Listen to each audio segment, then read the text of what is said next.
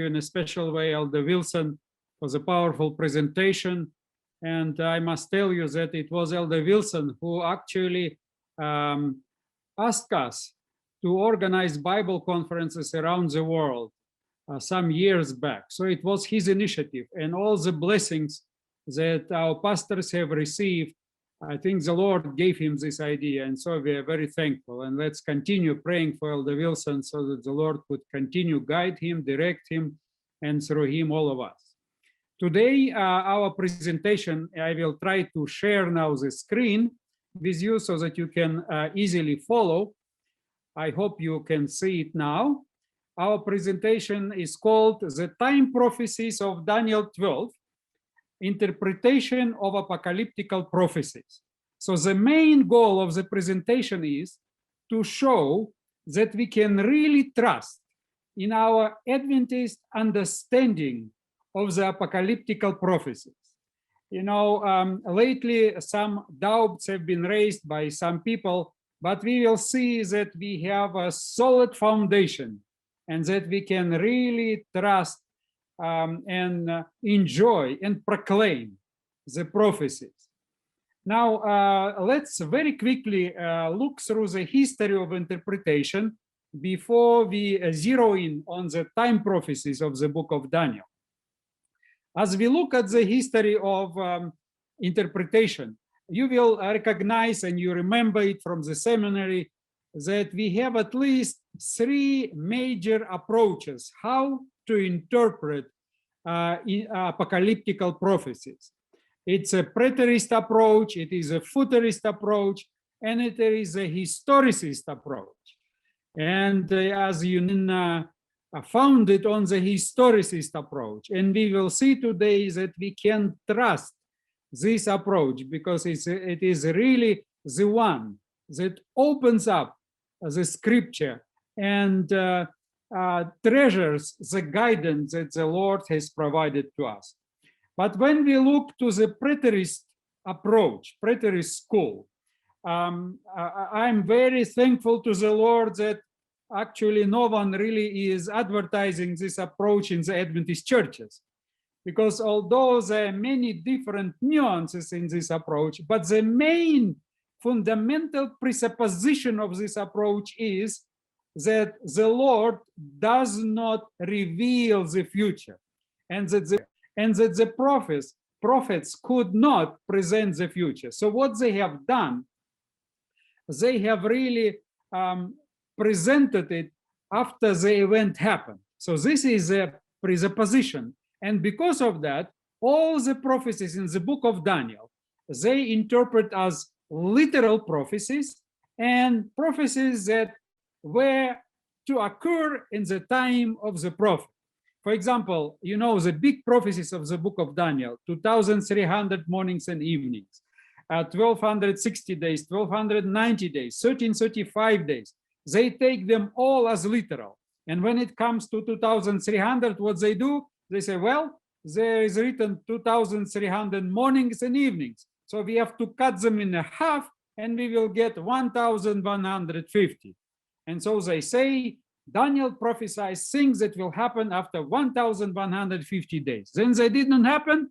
So he prolonged the period and said it will happen after 1260. It didn't happen. Then he added few years and said it will be in 1290. It didn't happen. Then he prolonged it to 1335. You see, the fundamental presupposition is that God does not reveal the future. And in reality, what is behind this presupposition is they even don't believe that God knows the future. And this is why they try to find ways how to interpret it.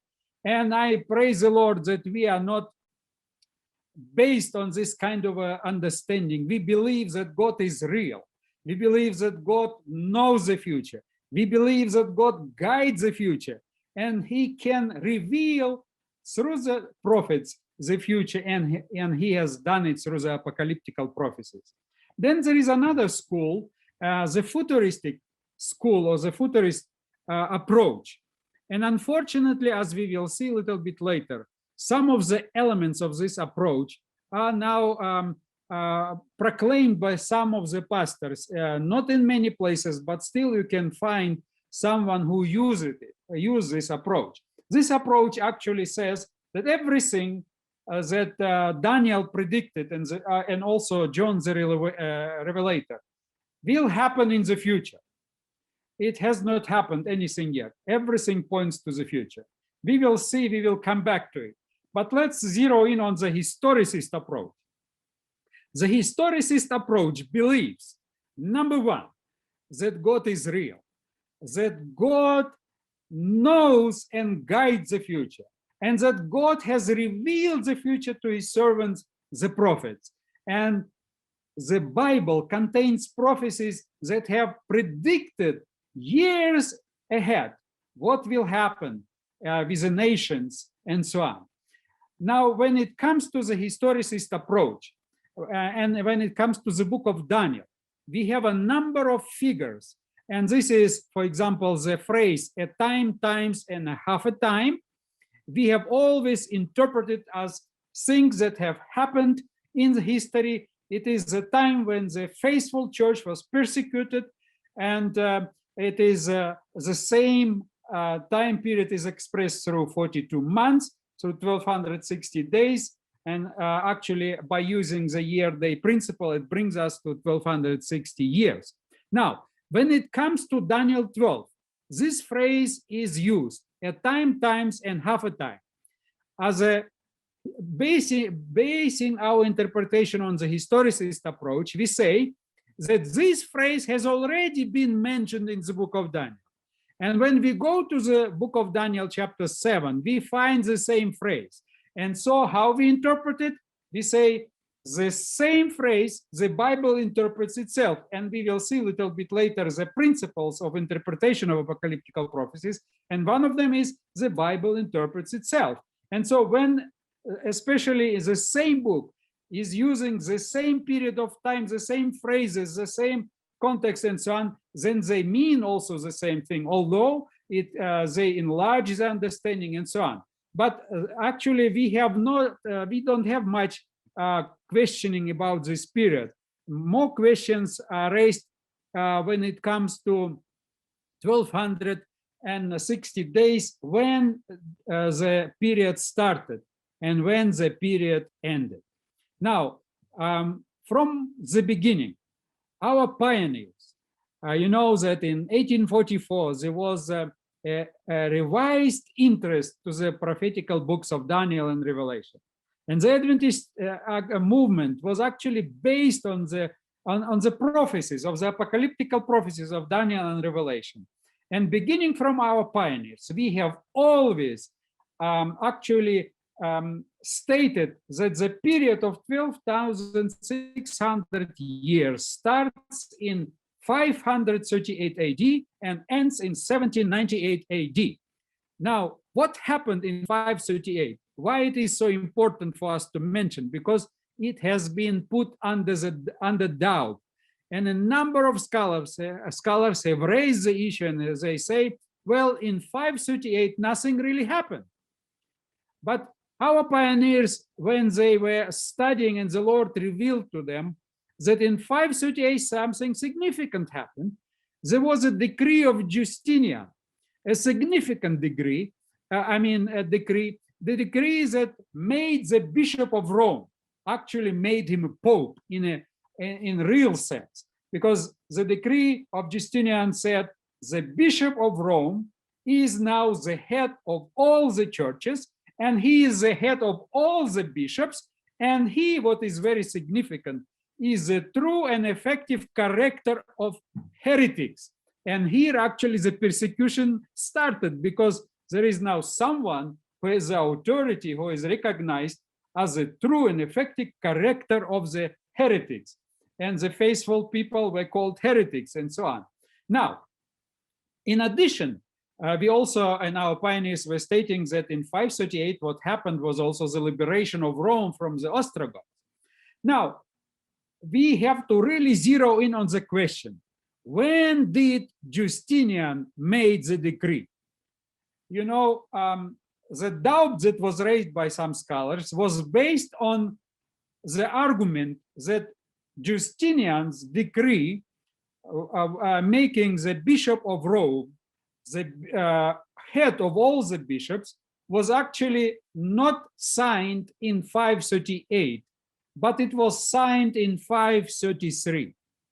And they say because the pioneer said it begins with this decree in 538, and now we know that it was not signed in 538, it was signed in 533, then we cannot trust the historicist Adventist interpretation of this period, 1260 days. Now let's look into it and let's try to find out if we are standing on a solid ground or not. Now, when you study history and go through all the documents, you will indeed find, that historians agree that Justinian signed the decree making the Bishop of Rome the head of all bishops. He signed it actually in 533, and this is true. Now, how can we maintain still 538 since we now know, based on a number of historical research, that the decree was signed in 533? Now, there is something very interesting. And, you know, superficially, when you look at this, you think, oh, yes, Adventist interpretation is on the weak ground. But when you look into it carefully, you will actually find out that we are standing on a very solid ground. The only thing you have to dig deeper to really find out what happened in 533 and what happened in 538. So you will find, yes, most of the evidence points that the decree was signed in 533. But studying the history very quickly, you will recognize that nothing happened. Although the decree was signed, it was not implemented in 533. This decree was implemented in 538. Now, how it came about? It is very interesting when we study what really happened in this decade. You know, when you study history, you will find out that in 531 AD, something interesting happened in the Catholic Church. In this year, 531, a decree was signed that gave authority to the Pope to determine his successor. You know, before, if the emperor were involved and so on, but now in 531, a law was made that allowed the Pope actually to be the one who will name who will succeed him. And so in 531, when this law was actually taken effect, Boniface II was the Pope, Boniface II. Now, what is very interesting, in the same year, 531, Vigilius, who actually later became the Pope, and who actually implemented the decree making the Bishop of Rome the head of all the churches in 538. In 531, he entered his service in the Catholic Church as a deacon. Now, can you imagine? 531, he enters as a deacon. He starts his service. And Boniface II, as soon as he got the law that he can determine who will be his successor, announces that Vigilius, who just entered to serve as a deacon, that he will be the next pope. It was you know, based on the connections that Vigilius had. He was very well connected. His relatives were in the parliament in Rome and very influential people. And so he is now announced as a successor. But people, you know, devastated. You know, the clergy devastated. And so Boniface had to change his mind. And he took back his announcement that Vigilius will be the next pope. And he announced that instead Agapetus will become the next pope. Then when you go to 535, it is the time when actually the Boniface passed away, and Agapetus became the Pope, 535. But Agapetus was only 1 year a Pope. Now, what happens that Vigilius, who was announced as successor, although he had to move out of Rome, he did not stop paving his way to become a Pope. And so there was going back and forth all kinds of political games. And so Agapetus was only 1 year. And then after Agapetus, Silverius became the Pope. Now, he became a Pope on June 8, 536. But Vigilius was still working behind the scenes to become a Pope. And so he brought it to the situation where Silverius was removed. Being alive, he was removed of being Pope. And on March 29, 537, finally, Vigilius has become the Pope. Now, it is very interesting. I think the context is very important for us to understand the importance of the date 538. In 537, in March 29, Vigilius finally is a Pope. But Silverius is still alive. The Pope he removed is still alive.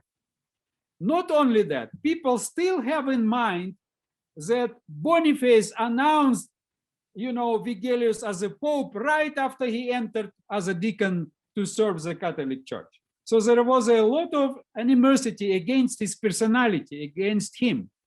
And many people did not recognize him as a Pope, and they still considered Silverius as a Pope. Now, Vigilius had no chance to implement and make himself, the bishop of all bishops, because he was busy how to solve the situation with Silverius. So what he did was very interesting. He took Silverius and prepared a special residence for him where he starved him to death. And Silverius passed away from hunger. And what happened is that when Silverius passed away, it was December, look at the months, December 537 AD. At the end of the year 537, finally, Vigilius paved the way, got rid of all those who were opposing him openly or not so open.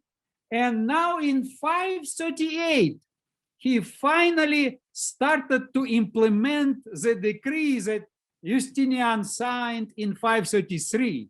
And now in 538, he finally implemented and made himself not only, the Pope that has now all authority, and his rulership was not questioned, but he made himself the bishop of all the bishops. He made himself the head of all the churches, and he made himself the true and effective character of all the heretics.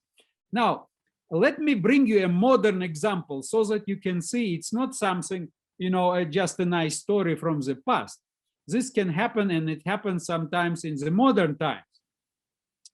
Now, when we go, for example, to the former Soviet Union, that I had a chance to work there. And what is very interesting, in 1997, in Russia, there was a President Boris Yeltsin. Maybe some of you remember him.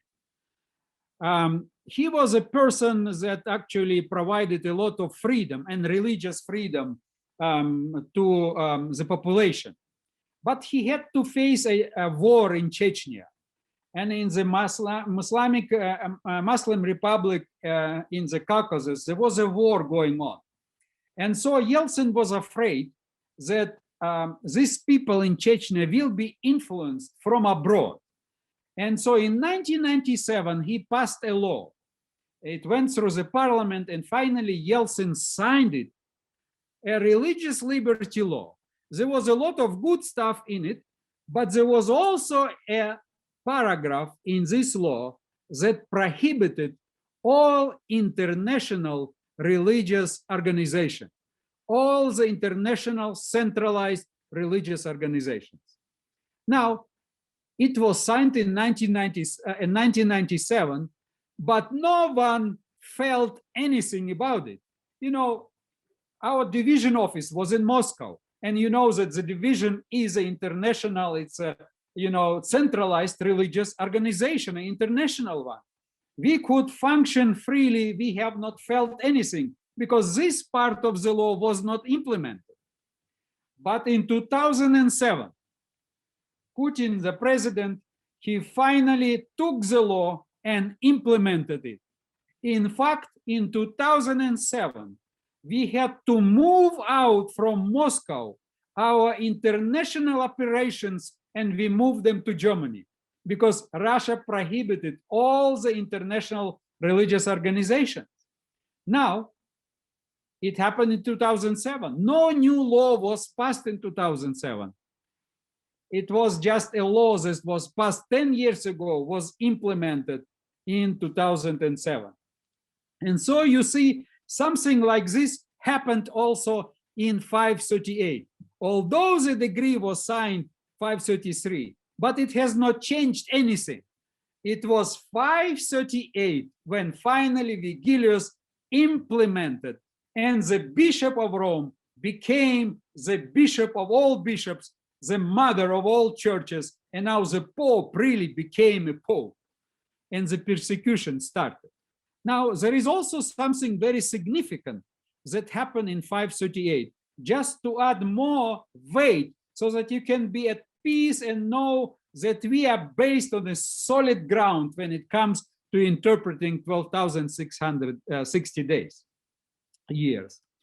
Now, on May 7, 538, a third Council of Orleans took place in France, presided by Luke, Archbishop of Lyon. Now you can say, well, it was not, the official worldwide Catholic Council. It is true. It was a council of the French Catholic Church. But as we will see, it was France that actually saved the Catholic Church and made it what it was and what it became. And it was very significant, as we will see a little bit later on. But what happened at this council actually was significant. And then later on, as the influence went far throughout the world through this Catholic Church. Now, on May 7, 538, the Third Council of Orleans made a decision to keep holy the Sunday day, not only to worship, because it is not a new thing. It was already done by Constantine. But now, when Constantine passed the law and asked and required the celebration of Sunday, he still allowed, Constantine allowed working in the fields, take harvest, seed seeds on Sunday. But now on May 7, 538, this council prohibited all the work in the fields. So you can see that Sunday was uplifted to a new position, to a new place.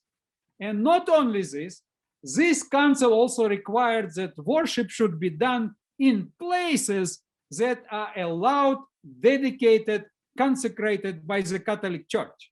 So actually all the movements, home churches and all of that was prohibited. And so you can see that a lot of significant things happen in 538. So we can be at peace and know that we are grounded on a solid ground when it comes to 1260 days.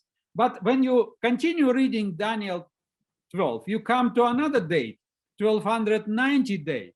What is that? You know that our pioneers said, well, we have to also understand that this prophetic period ends at the same time where 1260 days ended, when French General Berthier took Pope Pius IV actually in prison, as a prisoner. Now, what is very interesting here, our pioneers have interpreted and said that this period, 1290 days, is 30 days longer than 1260 and needs to start, since it ends at the same time when a deadly wound was brought on to the Pope. So it needs to start 30 years earlier. And they took from 538, 30 years earlier, and they came to the year 508. But what happened in 508? You know, when you study history, you will discover that something significant happened. In 508, Clovis I was baptized and converted to Catholicism. Then a victory over the Arian Visigoths was achieved. Now, this is very significant. At this time, the future of the Catholic Church was on balances, because the Arianism, the Arian movement, was so strong that at times it looked like the Arians would take over the Catholicism altogether. And Clovis I was actually the first French president, or the first French king, who has actually established Paris. The birthday of Paris as a capital of France starts with Clovis I. Now, Clovis I was in the beginning supporting the Arian movement, but his wife was a very devoted Orthodox Catholic lady, and she was trying to convert her husband, but he was still, it was politically more wise for him to align with the Arians because they had more power. It looked like they will take over. It looked like they will be the church. But what happened after his two sons passed away? He finally gave in and got converted to Catholicism, and he started to lead wars against the Arians. And it was actually Clovis I who put the foundation or saved the Catholic Church against the Arians. But something significant happened later on. When our pioneers announced this day, and they believed it and they proclaimed it, but later on some historians came along and they said, no, Adventists say Clovis was baptized in 508, but in reality it's not so. When you study history, you will come to 496. In 496, he was baptized and not in 508. And since he was not baptized in 508, the understanding and interpretation, the historicist interpretation of the 1290 days as Adventists interpreted is not true, is on the weak ground. Now let's look very carefully on this accusation. What really happened? We have to look and we have to really study what really happened. Now, that Clovis was so significant for the Catholic Church becomes obvious when you recognize that in 1996, Pope John Paul II has celebrated 1500 years since the baptism of Clovis, and he had a special mass, and it was a big celebration because Clovis, they knew, was so significant, who saved the church, so to speak. But you notice the date, 1996, they celebrated 1500. So if you take from 1996, 1500, you come to 496 AD.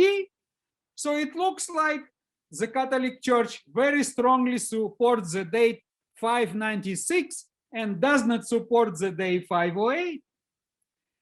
Now, for a time, it looked like that our pioneers had a weak date or a weak argumentation here. But something significant happened later. Some historians, not Adventist historians, this is very significant to mention, some historians have actually made a serious study, not because Clovis was so important for modern historians, but because Clovis was so important for France. Because look what happened. The 1290 days start in France, and the period ends in France. This is also very interesting. The beginning and the end in the same place, also very significant. But some historians have started and said, well, we have to really go and dig deeper and find out from the original documents. And it's not so easy to do because all the documents have been written in Latin. And so they started to study because it was significant to really for France to see when is the birthday of Paris and so on. So there are many reasons why they started the search. But some non-Adventist historians, they started to research all the Latin documents that were available. And they have quickly discovered that the chronology that the Catholic Church is using is a chronology that comes from the Gregory of Tours. Gregory of Tours is the one that they base the early chronology on. Now, Gregory of Tours was born in 538 and he passed away in 594. So you can see he was born 30 years later after the baptism of Clovis the First. So he was not a contemporary of Clovis. This is very significant. And so the historians started to study what he wrote and on what he based his argumentation that Clovis was baptized in 496. And they have discovered, number one, they have discovered that Gregory of Tours himself mentions that he does not have the exact date. He has an approximate date. This is very significant, number one. Number two, the historians have discovered that we have another pile of documents from another bishop, from the Avitus of Vienne. Avitus of Vienne, he was a contemporary of Clovis I. He was born in 450 and passed away in 519 AD.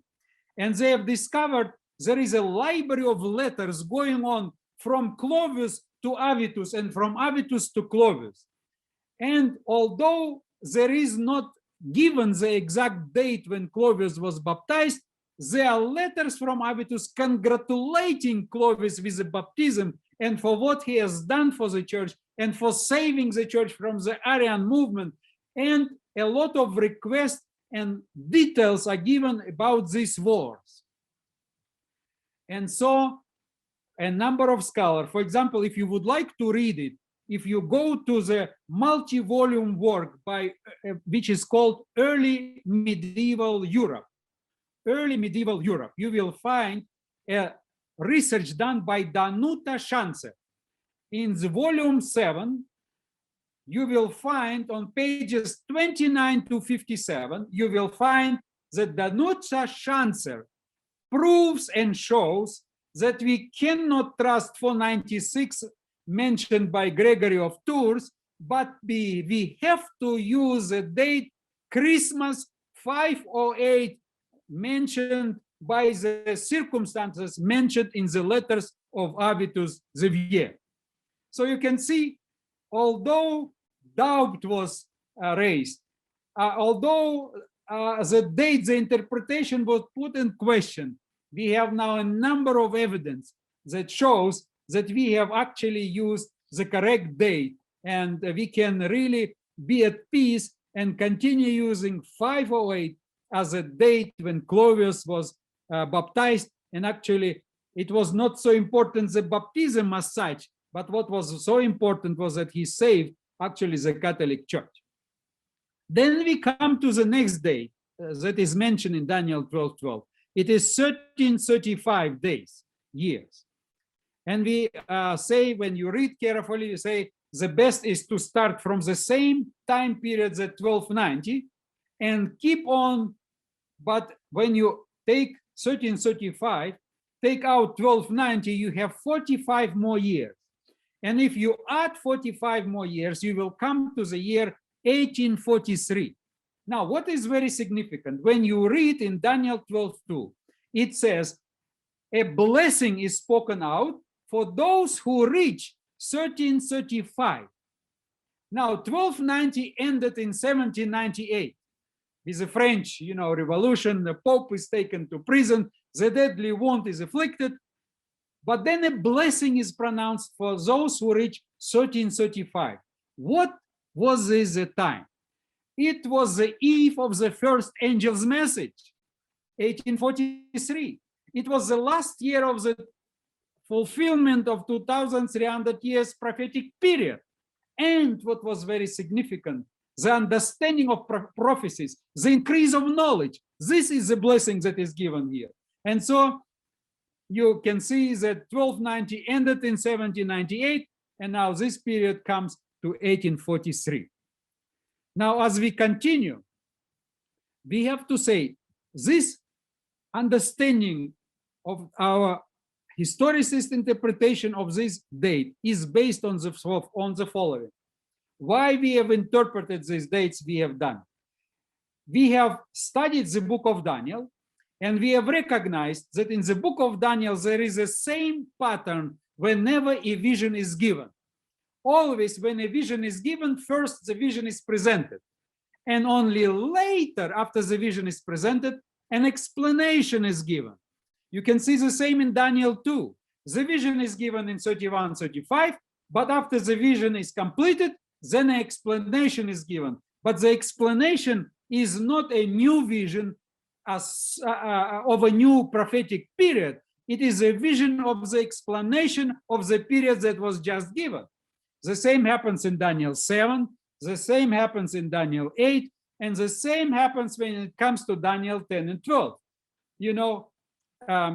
In Daniel 10 to 12 is the last vision. 11, 12 till 12, 4, the vision itself is given, but then when the dates are used, they are used not in the vision itself of the prophetical prophecy, but of the explanation of the vision. This is very important. It means you cannot separate Daniel 5, 12, 5, 13 from Daniel 11, 2, 12, 40. This is very significant.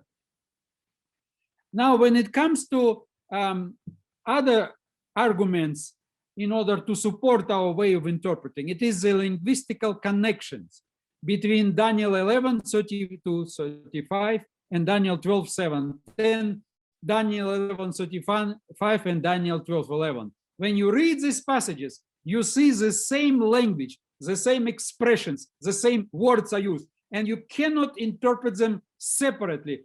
The language requires that you bring them together. Now, let's look at some of the current trends that some try to use now and suggest. What we hear in some places is now a suggestion that we should use a modified futuristic approach. For example, some say that the dates of Daniel 12, we have to separate them from the rest of the book, and Daniel 1290, 1260, 1335 will be still in the future, fulfilled in the future. They have not been fulfilled yet. They are not repeating the same time periods that have been before. They have to be in the future. And then some other Adventists try to marry two approaches, the historicist and the futurist approaches. They say, yes, it has been fulfilled already in the past, but Daniel 12, these time periods, will still have another fulfillment in the future. And they say, when the Sunday law will be passed, from this time on, we have to count 1260, 1290, 1335. And they say it should be, literal fulfillment. We should not use a year-day principle. As soon as the Sunday law will be passed, then we will have problems 1260 days, and then 1290 days, and then 1290 days we will hear the time when the Lord will come, and so on. And you can see different ways of approaching. They are different also, different how people interpret it. But is it possible to interpret it in this way?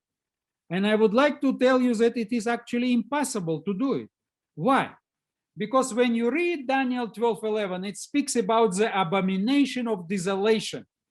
It speaks about the abomination that causes desolation.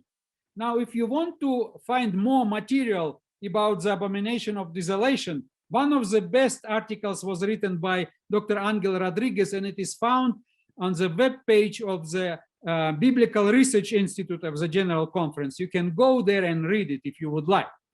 But what is very interesting, we have a number of times this expression mentioned in the Bible, and especially in the book of Daniel. For example, when it comes to Daniel 8 and Daniel 11 and 12, the abomination of desolation is connected to the daily, is connected to the tamid, the daily. It is a daily sacrifice, and which points to the attack of the little horn against the heavenly sanctuary, against the mediation of the heaven in the heavenly sanctuary. But when it comes to chapter 9, a little different expression is used, although it sounds the same, but it refers to the 70 weeks, to the destruction of Jerusalem. And when Jesus in Matthew 24 was speaking, he actually referred to this, to Daniel 12, to Daniel 9:27. So there is a distinction. But when it comes to Daniel 12, 11 and 12, the abomination of desolation is clearly connected to the daily. It is not connected to the Sunday law in no way. So it's just purely a fantasy. So we cannot do it. This is very significant. But then those who use these futuristic approaches, they use some letters by Ellen White to prove that Ellen White is supporting them, that Ellen White thought that 1335 days are still in the future. Now, if you would like to read more about it, Dr. Alberto Tim from the Ellen G. White Estate has written a number of articles, and you can find them on the webpage of the Ellen G. White Estate. But here is actually the quotation that those who try to interpret that 1335 will be still in the future, they are using. This is a quotation found in letter H 28, 1850. Ellen White addresses some problems that were related to Brother Hugh.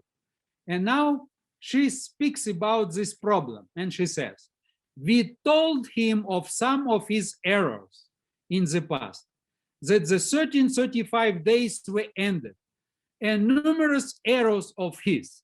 So when you read, they interpret. You see, Ellen G. White said, we told him some of his errors, that 1335 days were ended, meaning it was his error. But in reality, Ellen White says something different, because this is a sentence. There are 3 sentences, but 1 verb. And you have to, in order to understand it, you have to repeat the verb 3 times. So actually what it means is the following. We told him of some of his errors in the past. We told him that the 1335 days were ended. And we told him of the numerous errors of his. You see, you have to repeat it, then you understand it. What Ellen White was actually saying is, we told him of his errors in the past, and we told him that the 1335 days were ended because he was preaching they will be still in the future. Now, did we interpret it correctly or not? The next quotation will show. When you go to the early writings of Ellen White, she writes, the Lord showed me that time had not been a test since 1844, and that time will never again be a test. But then they say, you see, Ellen White speaks about the test, but 1335 is not a test, it is a blessing. But then you can take the other quotation from Selected Messages that really sheds light. When Ellen White says, there will never again be a message for the people of God that will be based on time. You see, now you have no chance to interpret 1335 as a message for a blessing for the people of God that will be, based on time. You cannot do it. Ellen G. White very clearly said it here. Now, the time is running very quickly. Let's go very quickly through the major principles of interpreting apocalyptical prophecy. Number 1, the necessity of guidance from the one who gave the prophecy. You see, the Lord gave the prophecy, and we cannot interpret it without his guidance, which means we have to provide a humble and teachable spirit. Now, those who try to question our understanding of the prophecies, our interpretation of the prophecies, they usually don't demonstrate a humble and teaching spirit. You can see it. But this is so significant because we have to be led by the Holy Spirit. Now, the next point we have to keep in mind, not everything in an apocalyptical book is an apocalyptical prophecy. This is very significant, as we will see later, when people say that Ellen G. White was saying and supporting a double fulfillment of the prophecy. We have to keep in mind, not everything in the apocalyptical book is an apocalyptical prophecy. This is significant to keep in mind. Next one, the Bible is its own interpreter. This is significant. For example, if you find the same date, the same phrase, the same wording in one chapter in the book of Daniel, and then the same rare word, the same date is used in another chapter, you have to link them together and allow the Bible to interpret itself. It's very significant. The following is the foundation of the historicist approach. It is the historicist fulfillment of the prophecy. Now, you can say, who in the world gave you this foundation? Well, this is not what we have thought through. This is actually what the Lord has given us. Because when you go to Daniel 2, the vision is given, and then the interpretation is a historicist. The angel interprets the fulfillment in real history, that after the golden, there will be, after Babylon, there will be Medo-Persia and so on. The angel interprets it in the historical way. So we have to take this from the angel. Then we have to keep in mind the repetition of apocalyptical outlines. There are a lot of repetitions in the outlines, but the repetition is not the same thing, although it speaks about the same period, but it adds new information, and provides different perspective for the same vision. This is important, but it can and very often speaks about the same period of time. The year-day principle. This is also very significant, and usually we go to the book of Numbers, Ezekiel, and others to really prove the year-day principle. But let me just give you here a few texts that show that Daniel himself lays the foundation for the year-day principle. And I will just read the chapter 1. Let's see what Daniel does, how he prepares the way for the year-day principle. Let's go to Daniel chapter 1, verse 5. Here Daniel says, he speaks about, and the king appointed for them a daily ration from the king's choicest food and from the wine which he drank, and appointed that they should be educated 3 years, and at the end of which they were to enter the king's personal service. Now, the king establishes a university. He establishes the academical program. He establishes the diet in the cafeteria. But in addition, he also speaks about the duration of the study. And he says they should study, the time period for study is 3 years. And he uses the word years in Hebrew, 3 years. Now, after the 3 years have passed away, you go to verse 18 and you find here something interesting. Then at the end of the days which the king has specified, you see, first he speaks about 3 years, and then he says at the end of the days. So he prepares the year-day principle so that we would be ready. And when you go through all the texts, you will find even more support for that. The next principle is a Messiah-centered focus. For example, tomorrow, Dr. Angel Rodriguez will present a wonderful presentation on the 3 angel messages. And we will have 3 of them, and Mark Finley and others will also present them. But what is very interesting, as you listen tomorrow to Angel, you will see how he uses a Christ-centered method that Ellen White suggests in interpreting the 3rd angel message, and you will be blessed and surprised. But through all the prophetical messages, we have to interpret them in a way that Messiah becomes the center. unconditional future of apocalyptical prophecies. You know all of that. The time is running out. Let me run very quickly. The single fulfillment of apocalyptical prophecy. Now, here we have some challenges, because those who use the futuristic approach or would like to marry the historicists with futuristic approaches, they say Ellen White herself was pointing to a double fulfillment of prophecies. For example, here she writes, when she refers to chapter 11, the book of Daniel, she says, much of the history that has taken place in fulfillment of this prophecy will be repeated. You see? But if you pay attention what she writes, she doesn't write that the fulfillment of the prophecy will be repeated. This is very significant. She says much of the history taken place in fulfillment will be repeated. Not the prophetic period will be repeated. The prophetic period has one fulfillment, but a lot of elements from this period will be repeated, because the church was persecuted in the Middle Ages, 1260 days, 1290 days. At the end, the church will be again persecuted, but it will not be the fulfillment of 1290 or 1260 days. This is a very significant when we go over. And I will skip here some. I will give you the presentation, and just let me finish here with the very last word of the book of Daniel. Now, when you go to the book of Daniel and you come to the very, very last verse, you will find the last word is a prophecy given to Daniel himself. You go your way and you rest, and then it says, you will be, and you will stand to the allotted portion at the end of the age, some Bible translations say, but in Hebrew it says at the end of the days. Now, when you find in the last word the expression at the end of the days, normally you would ask, what days?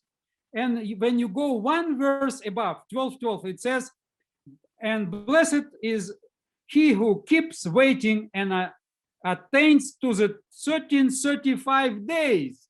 And the very next verse, blessed you go to the allotted place when you will be, allotted at the end of the days. So normally you can immediately think when it will be at the end of 35 days. And this is how some people interpret it.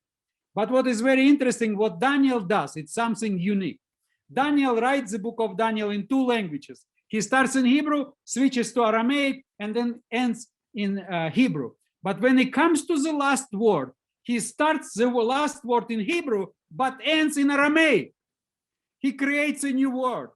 For example, in Daniel 12:12, he speaks 1335 days, yamim. Hebrew word, Hebrew plural ending. But when he speaks about the resurrection of Daniel, so at the end of the days, he speaks hayamin. He uses a definite article, which points to a definite end of time. And then in addition, he starts in Hebrew, but adds Aramaic plural ending in order to differentiate from 3035, actually, which provides additional support for the historicist interpretation. Sorry for running so quickly. And I think I will provide you the material. And thank you for your blessing this Bible conference.